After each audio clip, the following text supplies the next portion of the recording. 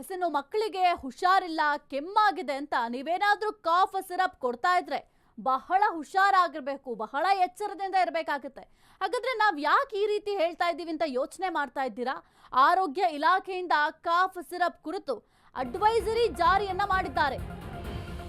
ಮಕ್ಕಳಿಗೆ calf syrup ಕೊಡುವ ಮುನ್ನ ಎಚ್ಚರವಾಗಿರಿ. ಆರೋಗ್ಯ ಇಲಾಖೆಯಿಂದ ಕಾಫ್ ಸಿರಪ್ ಕುರಿತು ಅಡ್ವೈಸರಿಯನ್ನ ಜಾರಿ ಮಾಡಿದ್ದಾರೆ. 2 ವರ್ಷದೊಳಗಿನ ಮಕ್ಕಳಿಗೆ ಶೀತ ಕೆಮ್ಮು ಔಷಧ ನೀಡದಂತೆ ಆದೇಶವನ್ನು ಹೊರಡಿಸಲಾಗಿದೆ. 5 ವರ್ಷದೊಳಗಿನ ಮಕ್ಕಳಿಗೆ ಕಾಫ್ ಸಿರಪ್ ನೀಡಬೇಕಾದ್ರೆ ಪ್ರಿಸ್ಕ್ರಿಪ್ಷನ್ ಬೇಕಾಗತ್ತೆ. ಶೀತ ಕೆಮ್ಮಿದ್ರೆ ಮೊದಲು ಹೈಡ್ರೇಷನ್. ಆರೋಗ್ಯ ಇಲಾಖೆಯಿಂದ ಕಾಫ್ ಸಿರಪ್ ಕುರಿತು ಅಡ್ವೈಸರಿಯನ್ನ ನೀಡಲಾಗಿದೆ. ಜಿಲ್ಲಾ ತಾಲೂಕು ಪಾಲಿಕೆ ಆಸ್ಪತ್ರೆಗಳಲ್ಲಿ ಅಗತ್ಯ ಕ್ರಮಕ್ಕೆ ಸೂಚನೆಯನ್ನು ಕೂಡ ನೀಡಲಾಗಿದೆ.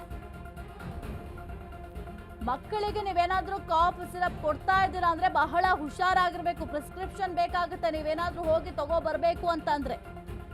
2 ವರ್ಷದೊಳಗಿನ ಮಕ್ಕಳಿಗೆ ಶೀತ ಕೆಮ್ಮು ಔಷಧ ನೀಡದಂತೆ ಸದ್ಯಕ್ಕೆ ಆದೇಶವನ್ನ ಹೊರಡಿಸಲಾಗಿದೆ.